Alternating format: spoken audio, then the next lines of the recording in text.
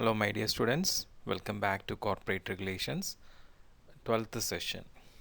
നമ്മൾ ഇന്ന് നമ്മളുടെ ഈ പറയുന്ന ബിസിനസ്സിൻ്റെ രജിസ്ട്രേഷനൊക്കെ കഴിഞ്ഞ് അതിൻ്റെ ബിസിനസ് കമൻസ് ചെയ്യുന്ന കാര്യങ്ങളെക്കുറിച്ചാണ് ഡിസ്കസ് ചെയ്യുന്നത്. വളരെ ഇൻട്രസ്റ്റിംഗ് ആണ്. കാരണം ആധികാരികമായിട്ടൊരു ബിസിനസ് സ്റ്റാർട്ട് ചെയ്ത് കഴിഞ്ഞാൽ എങ്ങനെയൊക്കെയാണ് കാര്യങ്ങൾ ലീഗലായിട്ട് മൂവ് ചെയ്യേണ്ടതെന്നതിനെക്കുറിച്ച് നല്ല ഐഡിയ ആണ് ഈ ഒരു സബ്ജക്റ്റ് തരുന്നത്. ശരിക്കും പറയുകയാണെങ്കിൽ നിങ്ങൾ ഈ ഒരു BBA പഠിക്കുന്ന സ്റ്റുഡൻസ് ആയതുകൊണ്ടും ഇനിയിപ്പോൾ ഭാവിയിൽ MBA ഒക്കെ പഠിക്കാൻ പോവുകയാണെങ്കിലും ഒരു ബിസിനസ്സിനെ കുറിച്ച് മനസ്സിലാക്കി വെക്കാനായിട്ട് ഇതൊക്കെ വളരെ ബേസിക്കായിട്ട് മനസ്സിലാക്കി വെക്കേണ്ട ഐഡിയാസാണ്. അപ്പം നമ്മൾ രജിസ്റ്റർ ചെയ്തു, നമ്മളുടെ ഷെയർ ക്യാപിറ്റലെല്ലാം ഇതാക്കി എല്ലാം ചെയ്തു, എല്ലാം റെഡിയാക്കി അല്ലേ. നമ്മുടെ സബ്സ്ക്രൈബേഴ്സ് വന്നു, നമ്മൾ മെമ്മറാൻഡം ഫോം ചെയ്തു, ആർട്ടിക്കിൾ ഓഫ് അസോസിയേഷൻ ഫോം ചെയ്തു. ഇതൊക്കെ ആയാൽ തന്നെയും നമ്മളെപ്പോഴാണ് നമ്മുടെ കമ്പനിയുടെ ബിസിനസ് കമൻസ് ചെയ്യുന്നത്? അപ്പോൾ അതിനെക്കുറിച്ചാണ് നമ്മൾ ഇന്ന് ഡിസ്കസ് ചെയ്യുന്നത്.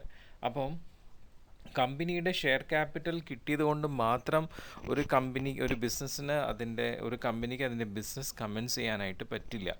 ഓക്കെ, ഇപ്പം ഈ പറയുന്ന പവേഴ്സ് കിട്ടിയിട്ടും കാര്യമില്ല. ചില കാര്യങ്ങൾ അതിന് വേണ്ടിയിട്ട് ചെയ്യേണ്ടതുണ്ട്. അതിൽ മെയിനായിട്ടൊരു കാര്യം എന്ന് വെച്ച് കഴിഞ്ഞാൽ കമ്പനിയുടെ മെമ്മറണ്ടത്തിൽ ഫസ്റ്റ് ഡയറക്ടർ എന്ന് പറയുന്ന വ്യക്തി എന്ത് ചെയ്യണമെന്ന് വെച്ച് കഴിഞ്ഞാൽ നമ്മുടെ രജിസ്ട്രാർ എടുത്ത് ഒരു ഡിക്ലറേഷൻ കൊടുക്കണം. ആ ഒരു പർട്ടിക്കുലർ ഫോമിൽ പ്രിസ്ക്രൈബ്ഡ് ആയിട്ടുള്ള മാനറിൽ അതിനൊരു ആ ഡിക്ലറേഷൻ കൊടുക്കാനായിട്ട് ഒരു ഫീ ഒക്കെ ഉണ്ട്. അപ്പോൾ ആ ഫീ ഒക്കെ പേ ചെയ്തിട്ട് ആ ഡിക്ലറേഷൻ ഏതെങ്കിലും ഒരു കമ്പനി സെക്രട്ടറിയോ അല്ലെങ്കിൽ ഒരു ചാർട്ടേഡ് അക്കൗണ്ടൻറ്റോ അല്ലെങ്കിൽ ഒരു കോസ്റ്റ് അക്കൗണ്ടൻറ്റോ വെരിഫൈ ചെയ്തിട്ടുള്ള ഡിക്ലറേഷൻ ആയിരിക്കും. അത് എന്ത് ചെയ്യണം? നമ്മളുടെ രജിസ്ട്രാർ അടുത്ത് ഡയറക്ടർ ഫയൽ ചെയ്യണം. ഓക്കെ, ഇനി ഇപ്പം ഇൻ കേസ് ആ കമ്പനിക്ക് ഫർദർ ഏതെങ്കിലും ഒരു സെക്ടറിൻ്റെ റെഗുലേഷൻസിൻ്റെ രജിസ്ട്രേഷൻ ആവശ്യമുണ്ടെങ്കിൽ അതും കൂടി അതിൻ്റെ കൂടെ വേണ്ടി വരും. അത് ചില സെക്ടേഴ്സിൻ്റെ RBI SBI പറയുന്ന ചില രജിസ്ട്രേഷൻ ഉണ്ട്. അപ്പം ആ രജിസ്ട്രേഷൻ്റെ ഇതും കൂടി ആവശ്യമുണ്ട്. അപ്പം അങ്ങനെ അത് കഴിഞ്ഞിട്ട് ആ ഡിക്ലറേഷൻ എന്ത് ചെയ്യണം? നമ്മുടെ രജിസ്ട്രാർഡ് അടുത്ത് കൊടുക്കണം. ആ ഡിക്ലറേഷനിൽ എന്താ പറയണമെന്ന് വെച്ച് കഴിഞ്ഞാൽ നമ്മുടെ ഡയറക്ടർ പറയാണ്, നമ്മുടെ കമ്പനിയുടെ മെമ്മറാൻഡത്തിൽ സൈൻ ചെയ്തിട്ടുള്ള സബ്സ്ക്രൈബേഴ്സ് എല്ലാവരും തന്നെ അവരുടെ ഷെയർസിൻ്റെ വാല്യൂസ്, അവർ അഗ്രി ചെയ്ത ഷെയർസിൻ്റെ വാല്യൂസ് പേ ചെയ്ത് കഴിഞ്ഞു എന്ന് പറഞ്ഞിട്ടാണ് ഡിക്ലറേഷൻ കൊടുക്കുന്നത്. അപ്പോൾ അതിൽ പബ്ലിക് കമ്പനി ആണെങ്കിൽ not less than 5 lakh rupees ആ രീതിയിൽ കമ്പനിക്ക് ഫോം ചെയ്തിട്ടുണ്ടാവണം. പ്രൈവറ്റ് കമ്പനി ആണെങ്കിൽ not less than 1 lakh rupees. അത് ആ കറക്റ്റ് ഡേറ്റിൽ മെൻഷൻ ചെയ്തിട്ട് ആ ഡിക്ലറേഷൻ കൊടുത്ത ശേഷം മാത്രമേ ബിസിനസ് സ്റ്റാർട്ട് ചെയ്യാൻ പറ്റുള്ളൂ. ഓക്കെ, അതൊരു കാര്യം. അപ്പോൾ ഡിക്ലറേഷൻ ഡയറക്ടർ കൊടുത്തിട്ട് അതിനുശേഷം പിന്നെ ചെയ്യേണ്ട ഒരു കാര്യം എന്ന് വെച്ച് കഴിഞ്ഞാൽ നമ്മളുടെ ആ രജിസ്റ്റേർഡ് ഓഫീസിൻ്റെ ഒരു വെരിഫിക്കേഷന് വേണ്ടിയിട്ട് രജിസ്ട്രാറുടെ അടുത്ത് എന്ത് ചെയ്യണം? കമ്പനി ഫയൽ ചെയ്യണം. ഓക്കെ, അപ്പോൾ അവർ നേരിട്ട് വന്ന് എല്ലാം എൻക്വയറി ചെയ്ത് വെരിഫൈ ചെയ്ത് ഓക്കെ പറയും. അപ്പം നമ്മൾ ഈ രീതിയിൽ കമ്പനി സ്റ്റാർട്ട് ചെയ്യുന്ന സമയത്ത് കമ്പനിയുടെ ഈ പറഞ്ഞ നമ്മളുടെ ഡിക്ലറേഷൻ അത് കൊടുക്കാൻ നമ്മൾ ഡിഫോൾട്ട് വരുത്തിയിട്ടുണ്ടെങ്കിൽ അതിന് ഒരു പെനാൽറ്റി ഉണ്ട്, 5,000 rupees. ഓക്കെ, അത് പെനാൽറ്റി ഉണ്ട്. പിന്നെ ഏതൊക്കെ ഓഫീസേഴ്സാണ് ഈ ഡിഫോൾട്ട് വരുത്തുന്നത് അവർ ഓരോരുത്തരും ഓരോ ദിവസത്തിനും 1000 രൂപ വെച്ച് പണിഷബിൾ ആയിട്ടുള്ള ഫൈൻ അടയ്ക്കേണ്ടതായിട്ട് വരുന്നുണ്ട്. ഇനി നമ്മുടെ കമ്പനി സ്റ്റാർട്ട് ചെയ്തിട്ട് 180 ഡേയ്സിനുള്ളിൽ ഇത്തരത്തിലുള്ള ഡിക്ലറേഷൻ കൊടുത്തില്ല, രജിസ്ട്രാർ എടുത്ത് ഫയൽ ചെയ്തില്ല എന്നുണ്ടെങ്കിൽ അത് നമ്മളുടെ രജിസ്ട്രാർ പിന്നീട് അപ്പോൾ ഒരു ടേംസ് ആൻഡ് കണ്ടീഷൻസ് അങ്ങനെയാണ്. ഒരു കമ്പനി നമ്മുടെ കമ്പനി ഓഫീസിൽ രജിസ്റ്റർ ചെയ്ത് കഴിഞ്ഞാൽ ആ രജിസ്ട്രാറുടെ മുമ്പാകെ ആ കമ്പനി രജിസ്റ്റർ ചെയ്ത ശേഷം, അതായത് ആ സർട്ടിഫിക്കറ്റ് ഓഫ് ഇൻകോർപ്പറേഷൻ കഴിഞ്ഞ് കഴിഞ്ഞാൽ അപ്പോൾ കമ്പനി രജിസ്റ്റർ ചെയ്തല്ലോ, അത് കഴിഞ്ഞ് 180 ഡേയ്സിൻ്റെ ഉള്ളിൽ ഈ ഡിക്ലറേഷൻ കൊടുക്കണം. 180 ഡേയ്സ് കഴിഞ്ഞിട്ടും ഇത് ഡിക്ലറേഷൻ കൊടുത്തില്ല എന്നുണ്ടെങ്കിൽ കമ്പനി എന്ത് ചെയ്യും? കമ്പനിക്ക് ഒരു റീസണബിൾ കോസ് ഉണ്ട്. അപ്പോൾ രജിസ്ട്രാറിന് ഒരു റീസണബിൾ കോസ് ഉണ്ട്. രജിസ്ട്രാർ എന്ത് വെച്ച് കഴിഞ്ഞാൽ ഈ കമ്പനി ബിസിനസ് ഓപ്പറേഷൻസ് ഒന്നും നടത്തുന്നില്ല എന്നുള്ള ഒരു വിശ്വാസത്തിൽ ഒരു മുൻവിധിയോട് കൂടിയിട്ട് എന്ത് ചെയ്യും? നമ്മളുടെ കമ്പനിയുടെ പേര് കമ്പനി രജിസ്റ്ററിൽ നിന്നും റിമൂവ് ചെയ്യും. അപ്പോൾ അങ്ങനെ ഒരു കണ്ടീഷൻ ഉണ്ട്. ഓക്കെ, സോ അതാണ് അപ്പം commencing the business of the company നമ്മൾ അതിന് മുമ്പ് രജിസ്ട്രാറുടെ അടുത്ത് എന്ത് ചെയ്യണം, ഡിക്ലറേഷൻ ഡയറക്ടർ കൊടുക്കണം.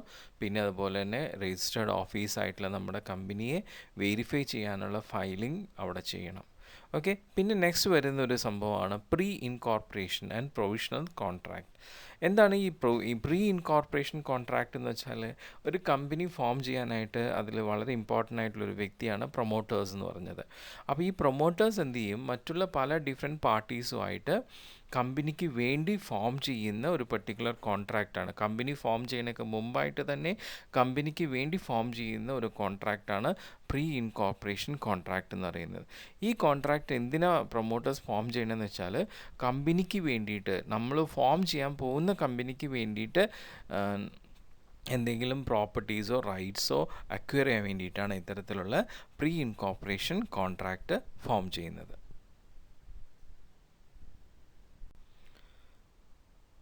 അപ്പോൾ ഈ പ്രീ ഇൻകോർപ്പറേഷൻ കോൺട്രാക്റ്റിൽ ശരിക്കും കമ്പനി വന്നിട്ടില്ല, അതിന് മുമ്പ് പ്രൊമോട്ടർ ഫോം ചെയ്യുന്നൊരു കോൺട്രാക്റ്റാണെന്ന് പറഞ്ഞല്ലോ. ഇതൊരു പ്രിലിമിനറി കോൺട്രാക്റ്റാണ്. അപ്പോൾ ഈ ഒരു കോൺട്രാക്റ്റിൽ നമ്മളുടെ പ്രൊമോട്ടർ ഒരു ട്രസ്റ്റി അല്ലെങ്കിൽ ഒരു ഏജൻ്റായിട്ടാണ് ആക്ട് ചെയ്യുന്നത് കമ്പനിയുടെ. ഓക്കെ, പക്ഷേ ഇതിൽ ഒരു നിയമപരമായിട്ടുള്ള ബന്ധമൊന്നും കമ്പനിക്ക് ഫോം ചെയ്യുന്നില്ല, കാരണം കമ്പനി ഓൾറെഡി ഫോം ചെയ്തിട്ടില്ല. സോ പ്രൊമോട്ടറും മറ്റുള്ള പാർട്ടീസ് തമ്മിൽ ഈ പറയുന്ന പ്രീ ഇൻകോർപ്പറേഷൻ കോൺട്രാക്റ്റ് ഫോം ചെയ്യുമ്പോൾ അതിൽ കമ്പനിക്ക് യാതൊരു സ്ഥാനമില്ല, കാരണം കമ്പനി ഫോം ചെയ്തിട്ടില്ല. അതുകൊണ്ട് തന്നെ കമ്പനിക്ക് ഒരു പ്രൊമോട്ടർ എന്തെങ്കിലും ബാധ്യത വരുത്തി കഴിഞ്ഞാൽ അതിൽ ഒരു ലയബിലിറ്റി കമ്പനിക്ക് ഉണ്ടാവുന്നില്ല. അപ്പം ഈ ഒരു പ്രീ ഇൻകോർപ്പറേഷൻ കോൺട്രാക്റ്റിലെ ലീഗൽ പൊസിഷൻ എങ്ങനെയാണെന്നുള്ളത് നോക്കാം. അതായത് പ്രീ ഇൻകോർപ്പറേഷൻ കോൺട്രാക്റ്റ് ഒരിക്കലും ഒരു കമ്പനീനെ അതിലേക്ക് ഇൻവോൾവ് ചെയ്യിക്കാൻ പറ്റില്ല, കാരണം കമ്പനി ഫോം ചെയ്തിട്ടില്ല. അതിന് മുമ്പേ നമ്മളുടെ പ്രൊമോട്ടർ ഫോം ചെയ്യുന്നൊരു കോൺട്രാക്റ്റാണ്. അപ്പോൾ അതുകൊണ്ട് തന്നെ ഒരു ലീഗൽ എക്സിസ്റ്റൻസ് ഈ ഒരു കമ്പനിക്ക് ഇല്ലാത്ത പക്ഷം ആ ഒരു കോൺട്രാക്റ്റ് പ്രകാരമുള്ള എന്ത് കാര്യത്തിലും പിന്നീട് കമ്പനി ഇടപെടേണ്ട ആവശ്യമില്ല. അതിനൊരു എക്സാമ്പിൾ ഇവിടെ പറയുന്നുണ്ട്. ഇപ്പോൾ ഒരു നിയമപാലകൻ ഒരു ലോയർ, ഓക്കെ, ഒരു ബിസിനസ്സിനെ സപ്പോർട്ട് ചെയ്യുന്ന ലോയർ ആ കമ്പനി സ്റ്റാർട്ട് ചെയ്യാൻ വേണ്ടിയിട്ട്, അതിൻ്റെ രജിസ്ട്രേഷൻ കാര്യങ്ങൾക്ക് വേണ്ടിയിട്ട് കുറേ കാര്യങ്ങൾ ചെയ്യുന്നു. അതിന് വേണ്ടിയിട്ട് ആ രജിസ്ട്രേഷന് വേണ്ടിയിട്ട് ആവശ്യമായിട്ടുള്ള പേയ്മെൻറ്റൊക്കെ നടത്തുന്നു. ഓക്കെ, അപ്പോൾ അങ്ങനെയൊക്കെ ചെയ്ത ശേഷം കമ്പനി രജിസ്ട്രേഷനായി കമ്പനി നിലവിൽ വന്നു കഴിഞ്ഞാൽ പിന്നീട് ഒരു സോളിസിറ്റർ, അതായത് ഒരു ലോയർ, അങ്ങേർക്ക് എന്ത് ചെയ്യാൻ പറ്റില്ല, ആ കമ്പനിയോട് ഈ കമ്പനി ഫോം ചെയ്യാൻ വേണ്ടി ഞാൻ ഇന്ന കാര്യം ചെയ്തിട്ടുണ്ട് എന്നുള്ള രീതിയിൽ പേയ്മെൻറ്റ് ചോദിക്കാനായിട്ട് പറ്റില്ല. ഓക്കെ, അപ്പോൾ ആൾ ചെയ്ത സർവീസിൻ്റെ എക്സ്പെൻസ് ഒന്നും കമ്പനി വഹിക്കേണ്ട കാര്യമില്ല, കാരണം അങ്ങേര് ചെയ്തിട്ടുള്ള സർവീസും എക്സ്പെൻസും കമ്പനി ഫോം ചെയ്യുന്നതിന് മുമ്പായിരുന്നു. അപ്പോൾ അതുകൊണ്ട് കമ്പനിക്ക് അത്തരത്തിലുള്ള പേയ്മെൻറ്റിൽ യാതൊരു ലയബിലിറ്റി ഇല്ല. ഓക്കെ, അതൊക്കെ പ്രൊമോട്ടർ തന്നെയാണ് ചെയ്യേണ്ടത്, കമ്പനിയല്ല ചെയ്യേണ്ടത്. ഓക്കെ, അപ്പം അത് കമ്പനി എക്സിസ്റ്റ് ചെയ്യുന്നതിന് മുമ്പായിട്ട് വരുന്ന ഇത്തരത്തിലുള്ള സർവീസിന് പേയ്മെൻറ്റ് കൊടുക്കാനൊന്നും കമ്പനി ബാധ്യസ്ഥരല്ല. ഓക്കെ, സോ അതുകൊണ്ട് തന്നെ കമ്പനിക്ക് ഇങ്ങനെയുള്ള പ്രീ ഇൻകോർപ്പറേഷൻ കോൺട്രാക്ട് റിലേറ്റഡ് ആയിട്ട് എന്ത് കാര്യത്തിന് ക്ലെയിം ചെയ്യാനുള്ള അവകാശമില്ല.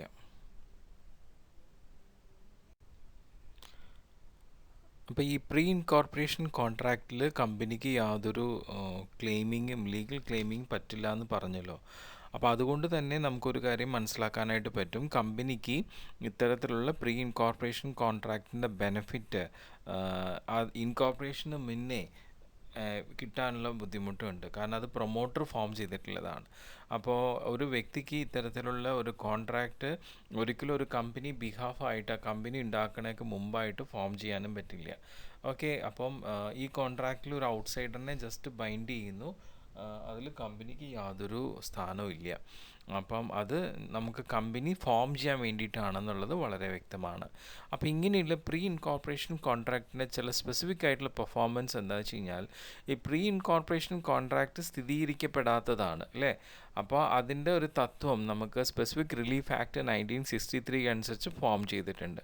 അപ്പോൾ അതനുസരിച്ചിട്ട് നമ്മുടെ പ്രൊമോട്ടർ ഇത്തരത്തിലൊരു കോൺട്രാക്റ്റ് കമ്പനിക്ക് വേണ്ടി ഫോം ചെയ്യുന്നത് ചില ഫോളോയിങ് സർക്കംസ്റ്റൻസസിലായിരിക്കണം എന്നുള്ളത് അതിൽ വ്യക്തമായി പറയുന്നത്. പറയുന്നുണ്ട്. അതെങ്ങനെയൊക്കെയാണെന്ന് വെച്ചാൽ ആ കോൺട്രാക്റ്റ് ഫോം ചെയ്യുന്നത് തീർച്ചയായിട്ടും പ്രൊമോട്ടർ ആ കമ്പനിയുടെ ആവശ്യത്തിന് വേണ്ടിയിട്ടായിരിക്കണം. അതുപോലെ തന്നെ ആ കമ്പനിയുടെ ഇൻകോർപ്പറേഷൻ്റെ ടേംസിൽ ഈ ഒരു കൽപ്പന ഉണ്ടാവണം, ഇങ്ങനെ ഒരു പ്രീ ഇൻകോർപ്പറേഷൻ കോൺട്രാക്ട് ഫോം ചെയ്യുക എന്നുള്ളത്. പിന്നെ അതുപോലെ തന്നെ കമ്പനി അങ്ങനെ ഒരു പ്രീ ഇൻകോർപ്പറേഷൻ കോൺട്രാക്ട് ഫോം ചെയ്താൽ അത് പിന്നീട് കമ്പനി ഫോം ചെയ്ത ശേഷം അത് അക്സെപ്റ്റ് ചെയ്യണം. അത് മറ്റുള്ള പാർട്ടീനെ കമ്മ്യൂണിക്കേറ്റ് ചെയ്യണം. ഓക്കെ, അപ്പോൾ ഈ പ്രീ ഇൻകോർപ്പറേഷൻ കോൺട്രാക്റ്റ് ഇത്തരത്തിൽ സ്പെസിഫിക് ആയിട്ടുള്ള കാര്യങ്ങൾ ഫുൾഫിൽ ചെയ്യുകയാണെങ്കിൽ മാത്രമേ അത് പിന്നീട് കമ്പനിക്ക് എന്ത് ചെയ്യാൻ പറ്റുള്ളൂ, അതിനെ പ്രോപ്പറായിട്ട് യൂട്ടിലൈസ് ചെയ്യാൻ പറ്റുള്ളൂ. ഇനി നെക്സ്റ്റ് വരുന്നത് പ്രൊവിഷണൽ കോൺട്രാക്റ്റ്. എന്താണ് പ്രൊവിഷണൽ കോൺട്രാക്റ്റ്? ഒരു കമ്പനി ഇൻകോർപ്പറേറ്റ് ചെയ്തതിന് ശേഷം എന്നാൽ അത് ബിസിനസ് കമൻസ് ചെയ്യുന്നതിന് മുമ്പായിട്ട് എന്തെങ്കിലും കോൺട്രാക്ട് ഫോം ചെയ്ത് കഴിഞ്ഞാൽ അത്തരത്തിലുള്ള കോൺട്രാക്റ്റിനെയാണ് നമ്മൾ പ്രൊവിഷണൽ കോൺട്രാക്റ്റ് എന്ന് പറയുന്നത്. ഓക്കെ, സോ ഈ പ്രൊവിഷണൽ കോൺട്രാക്റ്റ് ഉദ്ദേശിക്കുന്നത് എന്താണെന്ന് വെച്ച് കഴിഞ്ഞാൽ ഇത്രയേ ഉള്ളൂ.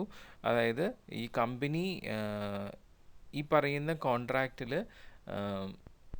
യാതൊരു ബൈൻഡിങ് ഉണ്ടാവില്ല unless if it is commencing it's business.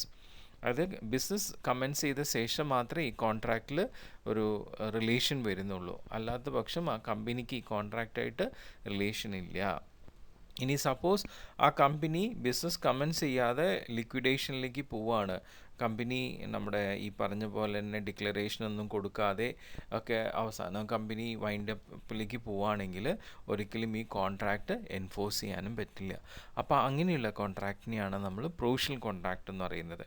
അപ്പോൾ രണ്ട് കോൺട്രാക്റ്റ് പറഞ്ഞു, പ്രീ ഇൻകോർപ്പറേഷൻ കോൺട്രാക്റ്റും provisional contract. Pre incorporation contract എന്ന് പറയുന്നത് നമ്മളുടെ കമ്പനി ഫോം ചെയ്യുന്നതിന് മുമ്പായിട്ട് കമ്പനിക്ക് വേണ്ടി ചില കാര്യങ്ങൾ സ്വായത്തമാക്കാൻ വേണ്ടി പ്രൊമോട്ടേഴ്സ് മറ്റുള്ളവരായിട്ട് ഫോം ചെയ്യുന്ന കോൺട്രാക്റ്റാണ് പ്രീ ഇൻകോർപ്പറേഷൻ കോൺട്രാക്റ്റ്.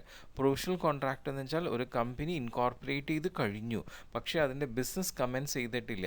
അപ്പോൾ അതിന് മുമ്പ് ഫോം ചെയ്യുന്ന ആ കോൺട്രാക്റ്റിനെയാണ് നമ്മൾ പ്രൊവിഷണൽ കോൺട്രാക്റ്റ് എന്ന് പറയുന്നത്. ഈ പ്രൊവിഷണൽ കോൺട്രാക്റ്റ് റിയൽ ആവുന്നത് ആ കമ്പനി ബിസിനസ് കമൻസ് ചെയ്ത ശേഷം മാത്രമേ ഉള്ളൂ. അല്ലാതെ പക്ഷം ആ കമ്പനി ബിസിനസ് കമൻസ് ചെയ്തില്ല, കമ്പനി നേരിട്ട് അങ്ങ് ലിക്വിഡേഷനിലേക്ക് പോവുകയാണെങ്കിൽ പിന്നീട് ഈ പ്രൊവിഷണൽ കോൺട്രാക്റ്റ് എൻഫോഴ്സ് ചെയ്യാൻ പറ്റില്ല.